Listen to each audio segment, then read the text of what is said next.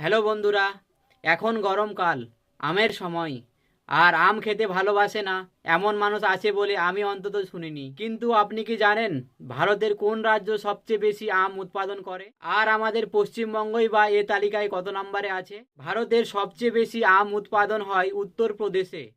উত্তরপ্রদেশ প্রত্যেক বছর প্রায় ৪৫ থেকে ৬০ লক্ষ মেট্রিক টন আম উৎপাদন করে। ২ নম্বরে আছে অন্ধ্রপ্রদেশ, প্রত্যেক বছর প্রায় ৪০ থেকে ৫০ লক্ষ টন আম উৎপাদন করে। ৩ নম্বরে বিহার, ১৫ থেকে ১৭ লক্ষ টন আম বিক্রি করে। ৪ নম্বরে কর্ণাটক, বছরে প্রায় ১৪ থেকে ১৭ লক্ষ টন আম উৎপাদন করে। ৫ নম্বরে গুজরাট, ১১ থেকে ১২ লক্ষ টন আম উৎপাদন করে। ৬ নম্বরে তেলেঙ্গানা, ৯ থেকে ১০ লক্ষ টন আম উৎপাদন করে। ৭ নম্বরে পশ্চিমবঙ্গ, বছরে প্রায় ৮.৫ থেকে ৯.৫ লক্ষ টন আম বিক্রি করে। তার মধ্যে ল্যাংড়া আম সবচেয়ে জনপ্রিয়। ৮ নম্বরে উড়িষ্যা, ৮ থেকে ৮.৫ লক্ষ টন আম উৎপাদন করে। ৯ নম্বরে তামিলনাড়ু, ৬ থেকে ৮ লক্ষ টন।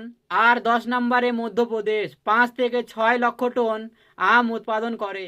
আপনার সবচেয়ে প্রিয় আম কোনটি?